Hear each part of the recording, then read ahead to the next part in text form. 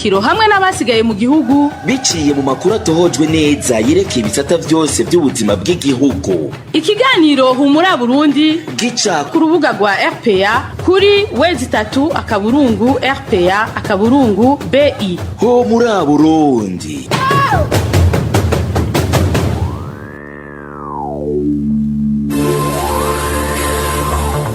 Kuri mikro muri kumwe na Ines Gakiza. Isaha 10 z'umuhingamo ziruzuye neza muri studio za RPA mwakoze kwitaba isango y'ikiganiro Humura Burundi ndabaramukije ndabaha nikaze duhere ku ngingo nkuru gishimikiyeko. Abarundi bahungiye mu makambi yo mu gihugu ca Tanzania bafise ubwoba ku mutekano wabo. Kuri wa mbere hafatiwe mu ikambi ya Nyarugusu abantu 7 bitwaje ibigwanisho bamenyesheje ko batumwe guhungabanya umutekano w'abarundi gusa mu makambi yose. Akaranda corona karahungabanije ihanahana ry'ibidandazwa hagati y'ibihugu vy'akarere. Ishirahamwe PAM risigura ko ari kimwe mu vyatumye ibiciro vy'ibifungurwa nkenerwa biduga mu Burundi, abadandaza bamwe nabo bagahomba. Mu kigabane gihariwe amagara y'abantu tubabwira ibijanye n'ikongatara ry'imitsi ijana amaraso ku bakenyezi bibungenze. Mu buhinga bw'ivyuma ndiko mfashwa na Fabrice ndi mu rukundo hamwe na MS Steven Yungeko mukanya idonido. Nongeye kubaha ikaze duhere mu gisata c'umutekano. Umudereva w'itagisi yaraye agandaguwe n'umupolisi mu gisagara ca Bujumbura hagati. Amakuru atangwa n'abari ahabera iryo bara hamenyesha ko uwo mupolisi yamurashe amwagiriza ko yahungabanije uruja n'uruza. Josiane Muzaneza. Umushoferi w'imodoka yo mu bwoko bwa taxi ifise imparati JA4873 yitwa Jean-Marie Nderagakura Batazira Bieri yarashwe nk'igihe cy'isaha imwe z'ijoro zirenga. Uwamurashe n'umupolisi yitwa Iranzi Jerome afise nimero z'akazi arizo matricule APN 19 Amakuru atangwa n'ababibonye avuga ko uwo mupolisi yagirije uwo mudereva Jean-Marie Nderagakura ko yahungabanije uruja n'uruza rw'imodoka kwibarabara riri hagati y'ahahoze isoko nkuru ya Bujumbura ni banki BND kubera aho yarahagaze. Inyuma y'umwanya muto baharira uwo mushoferi akaba yaciye aratswa kugikiriza n'uwo mupolisi nk'uko bivugwa n'ababibonye. Umutagismene polisi yamurashe imbere yiwe umutekano mutwe kwa muganga polisi bagenzi bacu baza kumutora iyo baciye ataragira mukubita. Uwo yarashwe yaciye atwagwa kwa muganga nayo uwo mupolisi nyene gukora iryo bara ahava atwagwa na bagenzi be bumuhungishe kubera ko abaraho bari batanguye kumukubagura. Amakuru RPA yaronse akaba amenyesha ko uwo mudereva yahavuye acikanira kwa muganga. Aha mwomenya ko bikiba Petero Nkurikiye avugira ubushikiranganje bw'umutekano abicishije ku rubuga ngurukana bumenyi ahuriye ko n'abavugizi b'ubundi bushikiranganje yavuze ko uwo mupolisi yamurashe mu gihe ari karigwanira ico bita legitime défense mu gifaransa. Amakuru ariko ahakanwa n'abaraho. Kuri uwa gatatu uruganda rwa RPA rwarondeye Pierre Nkurikiye umuvugizi w'ubushikiranganje bw'intwaro yo hagati mu gihugu n'umutekano akaba yaduciriye ku murongo wa telefone incuro 2. Umuhisi Jean-Marie Nderagakura yavuka ku mutumba Musivya komine Gisozi mu ntara ya Mwaro. Dusimbire mu gihugu ca Tanzania tuvuga ibijanye n'umutekano w'abarundi bahungiyeyo. Abantu 7 bitwaje inkoho barafatiwe kuri uwa mbere mu ikambi impunzi ya Nyarugusu muri ico gihugu ca Tanzania.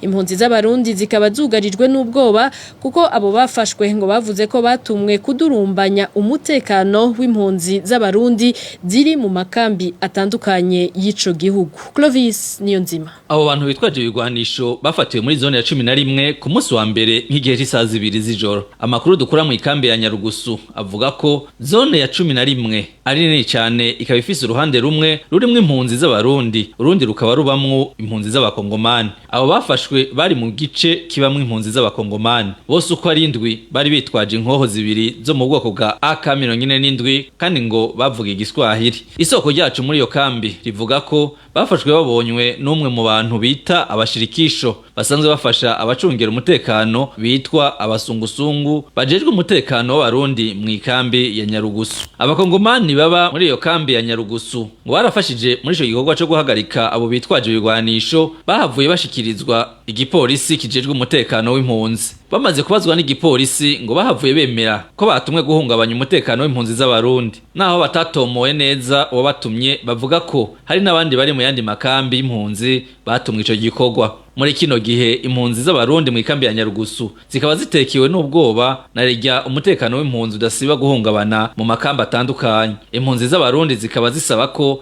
abantu nk'abo bohanwa ivy'akarorero. Urakoze Clovis Niyonzima. Mukanya dusubira mu Burundi tuvuge ivyo mu gisata c'intwaro. Ibiganiro vya RPA mu bisanga ku mbuga ngurukana bumenyi zitandukanye: Facebook, YouTube, Twitter no kuri wezi3 akaburungu RPA akaburungu BI. Hari ukutumvikana hagati y'abarongoye ishengero Methodiste Uni mu Burundi, userukira iryo shengero imbere y'amategeko hamwe n'icegera ciwe muri kino gihe ntibacana uwaka. Ivyo bikaba bigaragarira mu makete yagiye arandikirwa muri kuno kwezi kwa Ruhuhuma umushikiranganje w'intwaro yo hagati mu gihugu. Janvier Nininahazwe aratubwira idonido. Mwikete ryo kuwa 11 Ruhuhuma uyu mwaka w'ibihumbi 2021 userukira imbere y'amategeko ishengero Methodiste Uni mu Burundi yarungikiye umushikiranganje w'intwaro mu gihugu hagati yamusaba kugira ico afashije ngo umukuru w'inama nkenguza amateka muri kino gihe areke kwivanga mu bijanye n'itunganywa ry'ishengero Methodiste Uni. Userukira iryo shengero Reverend Pasteur Yohani Ntahoturi yagiriza icegera ciwe Reverend Emmanuel Sinzo hagera aramutswa inama nkenguza amateka gucanishamwo abakirisu ndetse n'abarongoye abandi mu nzego z'ishengero yishimikije ubutegetsi afise mu nama nkenguza amateka. Nayo mwikete ryo kuwa 16 Ruhuhuma uyu mwaka nyene abavuga ko bari mu rwego nshingwa bikorwa mu ishengero Methodiste Uni mu Burundi barungikiye nabo nyene umushikiranganje w'intwaro mu gihugu hagati bariyamiriza uwo abaserukira imbere y'amategeko Reverend Pasteur Yohani Ntahoturi bavuga ko baguye mu gahundwe babonye ingene Yohani Ntahoturi yifatira mu gahanga icegera ciwe akongera akaba n'umukuru w'inama nkenguza amateka Emmanuel Sinzohagera. Uyo nawe tukaba twamurondeye kuri telefone yiwe ngendanwa ariko yahamagara hakabura uwitaba. Nayo Reverend Pasteur Yohani Ntahoturi akaba yatubwiye ko atansiguro yotangira ku telefone. Abanyagihugu bafise amatongo muri zone ya Rubirizi ya komine Mutimbuzi intara ya Bujumbura baraye bagiye kugariza ku bushikiranganje bw'ubutungane babusaba kubakomorera amatongo yabo. Amatongo afiswe muri kino gihe na leta, abanyagihugu bakavuga ariko ko vyerekanywe n'inzego zitandukanye kwara yabo ariko ntibigere bahabwa ububasha bwo kuyajamo.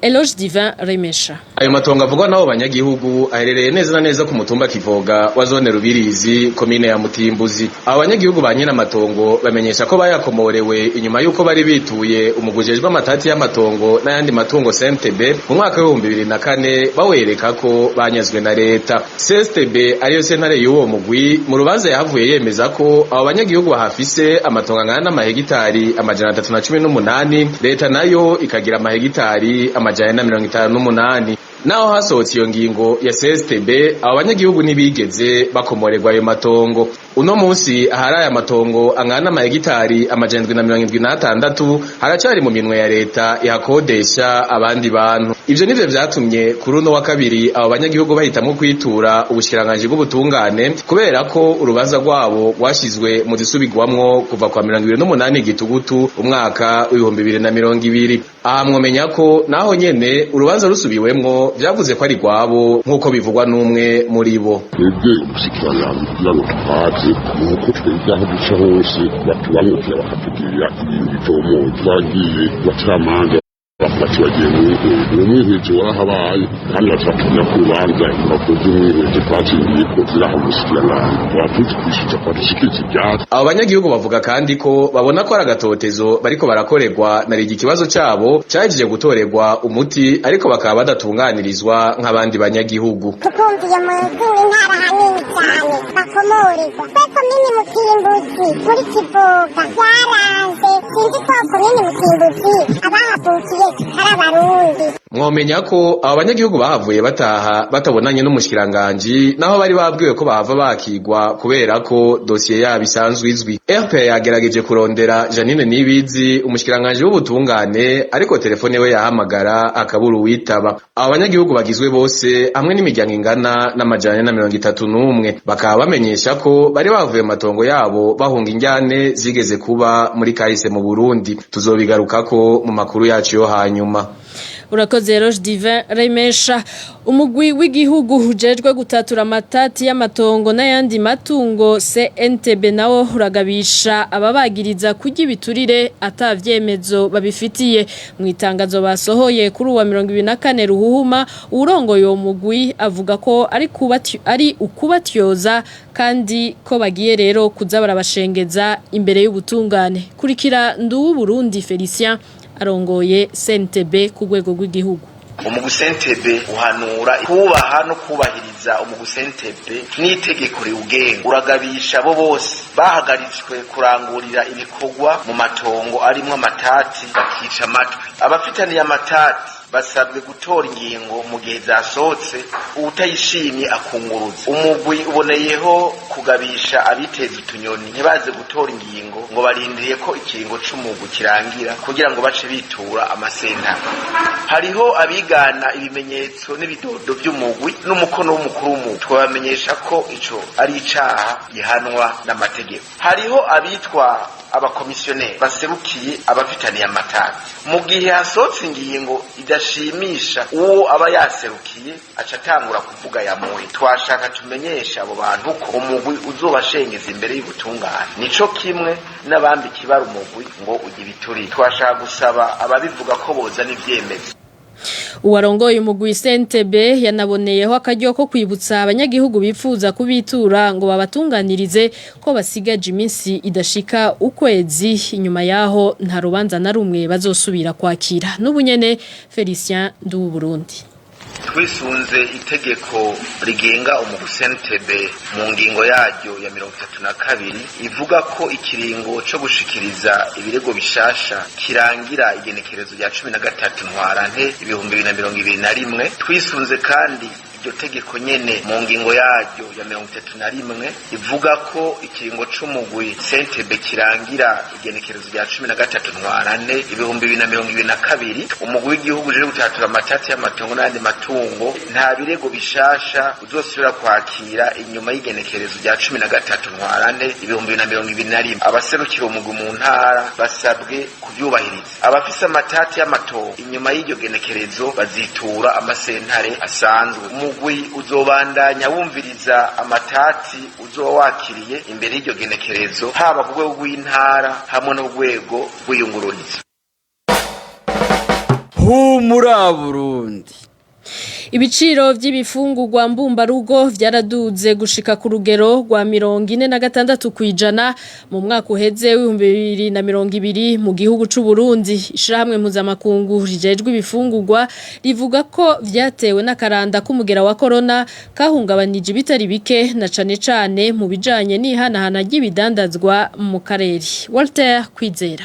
Ibiciro vy'ibifungurwa mbumbarugo mu mwaka uheze vyagiye biraduga mu gisagara ca Bujumbura uko umwimbo wagiye uraboneka na cane ku bigori n'ibiharage. Ivyo bikaba vyimonogoje kuva muri Munyonyo umwaka w'2020. Kubwishyiramwe mpuzamakungu rijejwe imfungurwa PAM mu Burundi igiciro cy'ibiharage cyaraduze cane mu mwanya muto gusumba nuko vyahora mu yindi myaka aho vyaduze kugera kuri 46 kwijana mu gihugu cyose. Uko kuduga kw'ivyo biciro rero hamwe ngo kwavuye ku mwimbo wagiye urateba kuboneka kandi udakwiye ariko imvo nyamukuru ngo numugera wa COVID-19 waje uhungabanya ibikorwa by'ubucuruzi na cane ivyo kumbibe. Ivyahora vyinjira mu gihugu bivuye mu karere vyaciye bigabanuka ku masoko mu gihe arivyo vyahora bisahiriza umwimbo muke wo mu Burundi. Mu cegeranyo cyakozwe muri Kigarama umwaka w'2020 PAM ivuga ko ibifungurwa mbumbarugo nk'ibiharage, ibigori n'ibindi vyankenerwa vyagabanutse mu masoko kandi arivyo bisanzwe bironderwa ku bwinshi n'abanyagihugu. gihugu. Ishiramwe PAME rivuga kandi ko bivuye ku karanda ka corona kateye ku isi yose imigenderanire mu by'ubutunzi hagati y'u Burundi n'ibindi bihugu nka Tanzania na Republika Iharanira Demokarasi ya Kongo yagabanutse. Ivyatumye n'abanyagihugu bamwe mu bahora bakora urudandazwa ku mbibe bahahombera ibitari bike, abandi nabo baraheba urwo rudandazwa kubera bikoze ku mitahe bahora bakoresha. Urakoze Walter Kwizera. Abantu babiri barakomeretse, amazu ataramenyekana igitigiri harasambuka mwijoro ryo kuri uwa kabiri muri zone Kanyosha commune Muha mu gisagara ca Bujumbura biturutse ku mvura nyinshi yaguye. Abanyagihugu baba mu makartier yahuye n'ivyo vyago bakaba basaba abo bagarukirako narijya n'ibikoresho vyo mu nzu vyatwawe n'amazi. Emmanuel Niyungeko. Iyo mvura nyinshi yaguye kuva isaha 6 z'ijoro ryo kuri uyu wa kabiri kugeza nk'iheje isaha 9 z'ubuca yarononye ibintu bitari bike muri zone Kanyosha. Iruhande y'abantu babiri bakomeretse baguwe ko n'ibibambazi vy'inzu baca bajanwa ku ivuriro ryo ngaho nyene muri zone Kanyosha. Uyu munyagihugu avuga ko bigoye kumenya neza amazu amaze gusambuka. Mu quartier yononekaye cyane, quartier Kizimbwe Bihara Nyabugete hamwe na quartier Ruziba, aho amazi ava ruguru ku misozi ahanamiye igisagara ca Bujumbura yononye ibintu cyane. Amazu yabomotse ntituramenya igitigiri kuko gushika no kwino saha hari amazu akibomagurika arabibona yasimigaga. Iyo mvura yarononye kandi ibikoresho vyo mu nzu, ibindi biratwagwa n'amazi. Muri kino gihe rero abanyagihugu bahuye n'ivyo vyago basaba kugarukirwako. Ubura twebwanyagihugu turi mu kangaratete kubera yuko amazi yarateye mu mazu, ibintu vyo kurarako, ibikoresho bimwe byo mu nzu biratwagwa, amakaye y'abanyeshuri arononekara. Tugasaba rero leta n'abagira neza ko bugira icyo bafasha kugira ngo abasinzikaye cyane bagarukirweko. Iruhande y'ivyo iyo mvura yatumye uruzi Kizingwe guzura, amazi yago asesera mu ibarabara. Ayo mazi akaba yahavuye amena umuringoti wazana amazi meza ya Regidezo aho muri zone Kanyosha. Amabombo atari make akaba yumye. Abanyagihugu bagatinya ko bashobora kuhandurira indwara zifatiye ku isuku rike kuko benshi muri bo bikora ku mazi y'ugo ruzi Kizingwe nyene agwiriyemwo imicafu y'ubwoko bwose. Kuri ivyo uruganda rwa RPA rwarondeye Devote Ndayisenga musitanteri wa commune Muha ariko akaba atitavye telefone yiwe ngendanwa. Tukiri muri ico gisata nyene c'ibidukikije, ikiraro co kuruzi Buyezi kwibarabara rikuru rihuza umugwa mukuru w'intara ya Makamba n'amakomine ya Mabanda na Nyanzarake kiri mu gusenyuka. Inkingi z'ico kiraro zisigaye ku magenge. Abanyagihugu bo ku mugwa mukuru batabaza ababijejwe babasaba kwihutira gusana ico kiraro amazi atararenga inkombe. Marie-Ange Irakoze. Ikiraro c'uruzi Buyezi mu ntara ya Makamba kimaze igihe kirekire kibangamiwe n'amazi y'imvura yisuka ku murindi udasanzwe. Isaso ryo musi y'ico kiraro niryo ryatanguye kugenda ritwagwa buke buke. Uyu musi ico gice cose caratwawe. Ubu naho amazi abangamiye inkombe z'ico kiraro. Inkingi ico kiraro zishingiyeko zisigaye mu kirere. Imvura yo ku musi wa gatandatu heze yatumye ibintu vyunyuka. Uyu n'umunyagihugu aba mu micungararo y'ico kiraro. Ubu rero imvura iheruka yagisize habi. Ubu umusozi bacubatse ko uhayikoroka impande n'ikiraro impande y'inkingi. Uhayikoroka wose ku mpande zose. Uyu musi abanyagihugu babandanya gukoresha ico kiraro. Ariko ubwo ni bwinshi ko kizohava ciha inkumbi. Ego zabandanya gucako ndabatangikozwe. Basha ngorane kweri. Asigaye nk'imisi mikehogwa nk'imvura nyinshi isegenya nk'imisi 3 coca gikoroka. Ikiraro c'uruzi Buyezi kiri ku bwinjiriro bw'umugwa mukuru w'intara ya Makamba. Ni ku birometero bidashika 3 vy'ahari biro vy'intara. Abategetsi bahaca buri musi kandi rimwe na rimwe bakava mu miduga yabo bakitegereza uko bimeze. Abanyagihugu bagasaba ko ico kiraro cosanurwa kitariho inkumbi. Ukwigenekerezo rya 2026 Munyonyo umwaka uheze wararongoye ico gihe ikigo kirabi vy'amabarabara mu Burundi yari yishikiye ku ruzi Buyezi kwirabira uko ico kiraro cifashe. Emile Ndayisaba yari yatanze indwi imwe gusa kugira ibikorwa vyo gusanura ico kiraro bitangure. Umvirize Emile Ndayisaba yahoze arongoye ikigo kiraba amabarabara mu Burundi.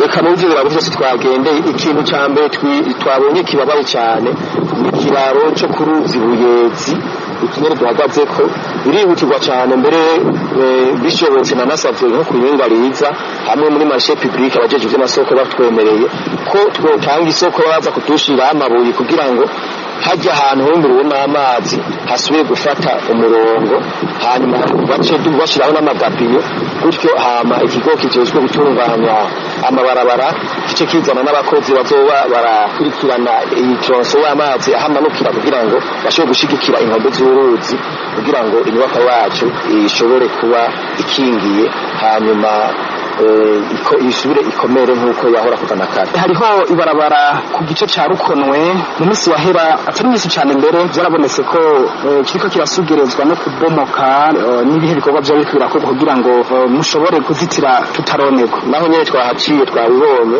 hajya ibikorwa navyo nyene bisa n'ibizotangura rimwe n'ibi byihuta isoko nayo nyene yaza iriko yategurwa babajije tubona yuko amabahasha zo kugururwa itariki 30 zo ku kwezi naho ni kuwa mbere hirya yejo hama tuje turondera abazodufonisa ibikoresho kuko ari yo mategeko duhabwa na marché public baduha ibikoresho ubwo nyene navyo nyene ivyo bikorwa bizoca bitangura rimwe naho nyene n'ahantu bisaba gushigikiza amabuye ari muco bita amagabiyo hanyuma tukaca dushigikira hajya hose habomaguritse.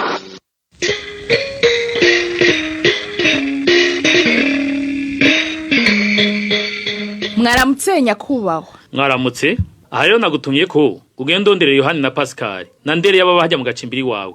Ndabakeneye jo sambiza gatondo. Bagize iki nyakubahwa? Basuye kuja kwimba amabuye n'imisenyi ku misozi kandi twarababujije.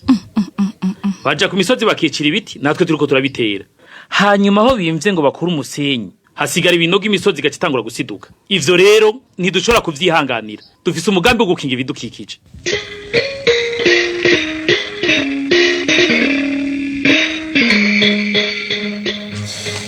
Ubu ni umwanya w'igice ca kabiri ca kino kiganiro gihariwe kigabane amagara soko ry'ubuzima mwama mukurikira iminsi yose ya gatatu. Uno munsi tubaganirira ku ndwara ijanye n'ikongatara ry'imitsi ijana amaraso ikarira cane abakenyezi bibungenze ariyo hypertension arterielle mu rurimi rw'igifaransa.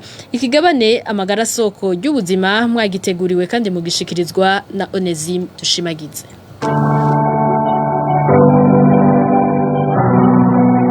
Amagara soko ry'ubuzima.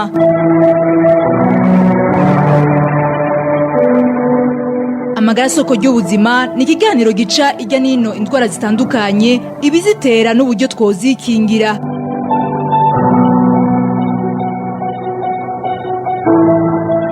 Ikiganiro amagara soko ry'ubuzima gica ku radio ijwi ry'abanyagihugu RPA ku munsi wa gatatu.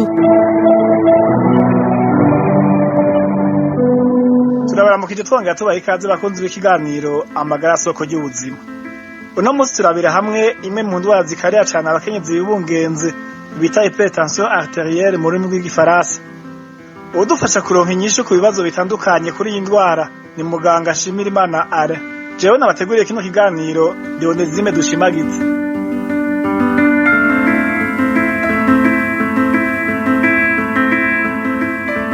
Hypertension arterielle ni indwara ituma imitsi itwara amaraso ikongatara ntibigikora icyo bategerezwa kurangura. Amatohoza yakozwe n'abahinga mu gisata c'amagara y'abantu yerekanye ko iyo ndwara ari iz'ubwa mbere mu zihitana ubuzima bw'abagore bibungenze mu bihugu biteye imbere. Nayo mu bihugu bikiri mu nzira y'amajambere ikaza ubugira kabiri mu zihitana abagore bibungenze inyuma y'ijanye no gutakaza amaraso menshi bahejeje kwibaruka ivyo bita hemorrhagie postpartum. None ni gute imbanyi ishobora gutuma hibonekeza ikongatara ry'imitsi itwara amaraso? Muganga Shimirimana Are arabitwiganira. Abanza kuvuga uburyo abaganga bamenye ko umuvyeyi yibungenze agwaye hypertension. Hypertension arterielle ubundi ni indwara ijanye n'ikongatara rirenze ry'imitsi canke imiyoboro ikura amaraso mu mutima yajana mu zindi ngingo z'umubiri ni ya mitsi twita artère. Hypertension arterielle gravidique rero ni hypertension arterielle iterwa n'inda ku buryo bwihariye. kumenya ko umuntu afite hypertension hari utumashini bakoresha utumashini rero dupima inguvu canke pression iba iri muri iyo miyoboro ubwa mbere igihe amaraso avuye mu mutima aja mu ngingo z'umubiri ni pression systolique ubwa kabiri igihe amaraso avuye mu ngingo z'umubiri asubira mu mutima niyo bita pression diastolique ubwa mbere kugira pression systolique bavuye ngo irarenze iteza kuri hejuru ya milimetre de mercure 140 pression diastolique nayo bavuga ngo irarenze iteza kuba iri hejuru ya milimetre de mercure 90 ngo hava mugira muti bigenda gute kugira inda itere hypertension bavuga ko intango ya mbere kugira inda itere hypertension arterielle n'ingaruka mbi zayo kitangura ca mbere n'utuyoboro cangwe les artères bijejwe kuvomera ingobyi placenta iyo miyoboro imihaha yayo iragabanuka ku buryo budasanzwe ku buryo amaraso ataba gishobora gushika neza mu ngobyi iradiyo y'abanyagihugu siyo radiyo yako siyo radiyo yangu ni radiyo ya umma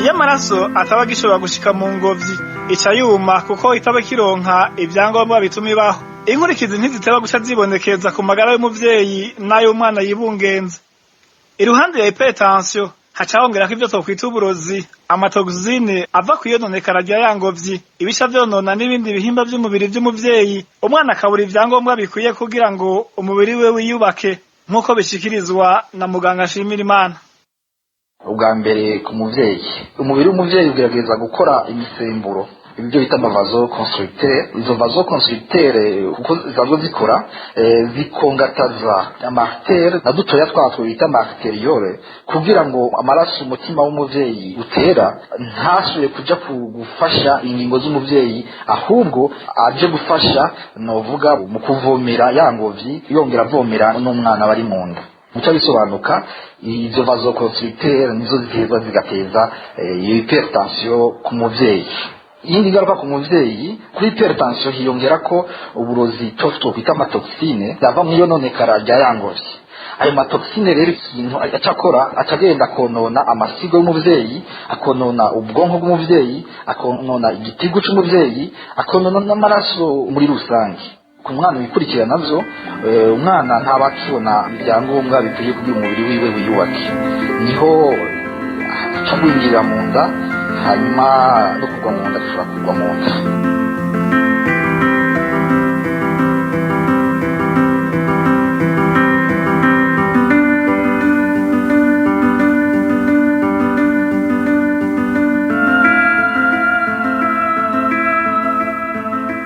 muri ico gihe umwana batakironka ivyangombwa bimutuma yiyubaka aca gwingwirira mu nda ibishobora no kumuviramo urupfu bimwe mu bituma rero umuvyeyi yibungenze afatwa na hypertension arterielle abashakashatsi basanze bituma nuko umubiri w'umuvyeyi uba utakiriye neza iyo mbanyi biciye ku buryo ukoresha mu kwigwanira ivyo bita mauvaise reconnaissance par les anticorps maternels de l'unité feto-placentaire muganga ashimira Imana are avuga kandi ko bishobora gutumwa n'uruherekane mu miryango ivyo bita heredité mu rurimi rw'igifaransa duheje kuvuga uburyo inda ishobora guteza hypertension arterielle icyo tukwita mekanisme ariko ku bijanye n'ibituma twatuyoboro tuvomera ingobyi tugabanuka imihaha yatwo bavuga ko bitaramenyekana neza niyo mpamvu benshi bayita ngo ni maladie des hypothèses ariko ubushakashatsi buvuga ko hashobora kuba hariho ibituma donc les facteurs de risque haba ivyo bibazo les facteurs de risque za mbere bavuga nivyo bita amafacteurs immunologiques ni ukuvuga ko umubiri w'umuvyeyi uciye ku buryo ukoresha mu kwigwanira uba utakiriye neza inda wibungenze mu gifaransa bavuga ni mauvaise reconnaissance par les anticorps maternels de l'unité feto-placentaire ibindi bishobora gutuma bavuga ngo ni amafacteurs génétiques ni uburyo umubiri w'umuvyeyi ufise ubusembwa ubufatiye ku turemangingo bita amagene natwo hari twa turemangingo dushobora kuba twarahererekanywe mu muryango icyo bita amafacteurs génétiques ibindi bishobora gutuma ni icyo bita les facteurs mécaniques donc ni ubusembwa bushobora gufatiye ku gitereko hanyuma ibindi bishobora gutuma ni ko umugore aryambira avyara niyo twita niliparite cyangwa aryambira avyarana n'uwo mugabo bubakanye. Ibindi bishobora gutuma bavuga no kuba basana inda y'abana barenze umwe, donc kuba wasana inda y'amahasa canke y'abishuri canke n'abandi bana barenze. Ikindi bishobora gutuma no kuba waragwaye canke mu muryango hari ababiza kugwara indwara zikurikira: hypertension, indwara y'isukari bita diabete, indwara z'amafyigo izo bita maladie renale, indwara zijanye n'akajagari gashobora gushika mu kwigwanira k'umubiri, izo twita maladie auto-immune, nazo zikaba ari nka za lipis erythemate disséminée, cyangwa izo bita syndrome des antiphospholipides. No kubona gake kububatse ngo gushobora gutuma abasirikare b'umugore ngo batamenyera neza ibigize umubiri w'umugabo, donc les antigènes paternels. iradiyo y'abanyagihugu siyo radiyo yaku, siyo radiyo yangu, ni radiyo ya umma. Ugusama inda umaze gukura cane navyo nyene ngo birashobora gutuma umuntu afatwa na hypertension arterielle.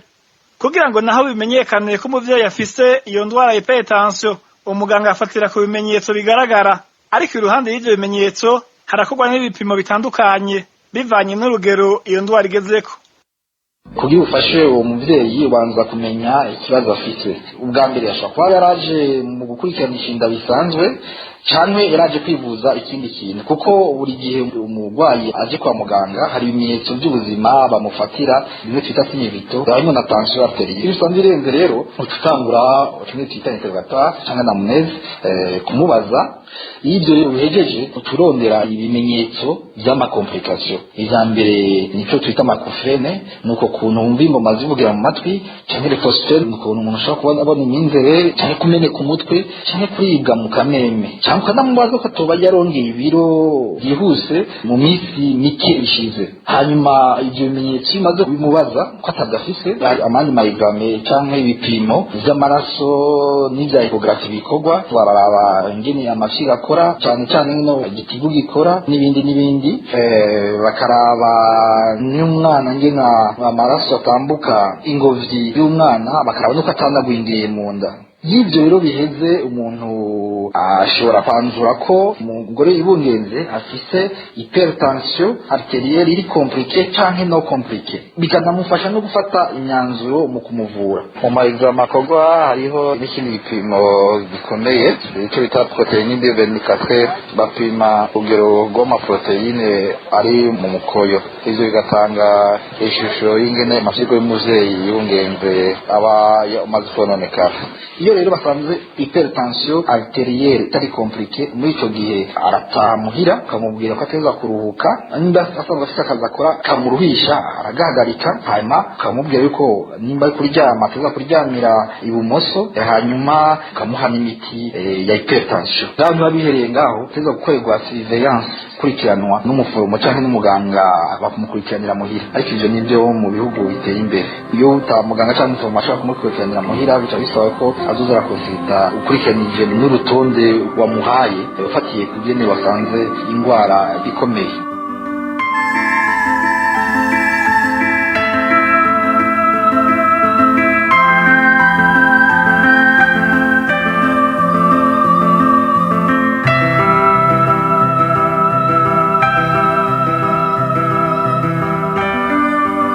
Iyo abaganga basanze iyo ndwara igeze kure, ivyo bita amakomplikasiyo, umuvyeyi araheza agakurikiranwa ku buryo budasanzwe ari mu bitaro. Muri ico gihe hashobora no gufatwa ingingo yo gutandukanya umwana n'umuvyeyi naho abataragera kuvuka, kuko bitagenze uko bashobora gutakaza ubuzima bw'umwana n'umuvyeyi. Iyo rero usanze amaze kugira amakomplikasiyo ashobora kuba yabonetse ku muvyeyi canke ku mwana. Amakomplikasiyo nko ku muvyeyi ya mbere ni komplikasiyo z'amafyigo, insuffisance renale, amakomplikasiyo y'igitigu n'amaraso, iyo bita HELLP syndrome. Izo komplikasiyo mvuze ku muvyeyi zishobora guheza zishika kuri ya komplikasiyo ikomeye imwe bita eclampsie, ishobora no guhitana umuvyeyi igahitana n'umwana byihuse. Ko baravuga ko hagati ya 50 na 80% kwijana z'abagore bagize eclampsie abana bahita bapfa. Turi ku amakomplikasiyo y'umwana ushobora kubona hejeje urukurikirane rw'amayizame, ushobora kubona ko umwana ariko aragwingirira mu nda, ushobora kubona ko umwana yanapfuye. Muri ico gihe umuvyeyi ategerezwa kuja mu bitaro. Atezwa kuja mu bitaro, yagiye mu bitaro akurikiranwa ku buryo bwihariye. Bwa mbere akurikiranwa twita surveillance clinique, hagirwa surveillance biologique, nabyo nyene ku buryo bwihariye. Yamayiza amagoma bayasubiramwo, ashobora no kuyasubiramwo buri munsi. Hanyuma agakurikiranwa akwekurwa na ecography, ecodoppler y'umwana na nyina. Ivyo rero mu kubikurikirana ahantu biza kuganisha gufata decision yo guhagarika inda nubwo umwana atabaragera kuvuka, guhagarika inda cyangwa gufata decision kugira izo surveillance zitatu, clinique, biologique na ecodoppler, kugira bahe amahirwe ashoboka umwana ari mu nda kugira yegereze igihe cyiza cyo kuvuka. Iyo babonye ibimenyetso bimwe ari clinique, ari biologique cyangwa ecographique bishobora kugira ingaruka mbi ku mwana cyangwa kuri nyina, bahita babatandukanya. Ariko rero nubwo baba bahejeje gutandukanya umwana na nyina, bavuga ko umugore afite hypertension arterielle na za complication zindi havuyemo eclampsie utegerezwa kumukurikirana nka kwa kundi tari bwabatandukanye n'umwana gushika n'imiburibira amasaha 48.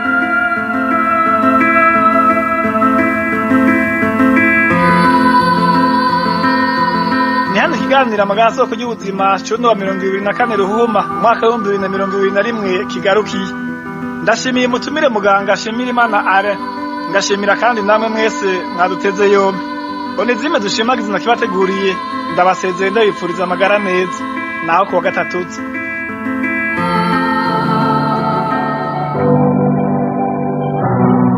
Cari ikiganiro amagara soko y'ubuzima mutegurirwa na Radio Publique Africaine ijwi ry'abanyagihugu.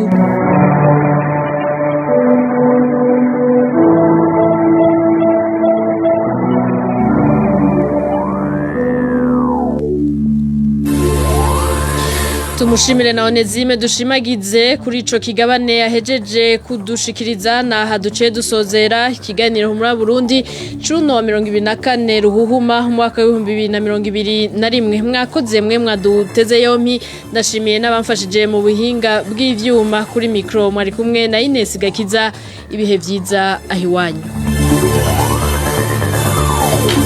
Muri Burundi ni ikiganiro gihuza abarundi bahunze igihugu c'amavukiro n'abasigaye hagati mu gihugu biciye mu kubashikiriza amakuru atosoye.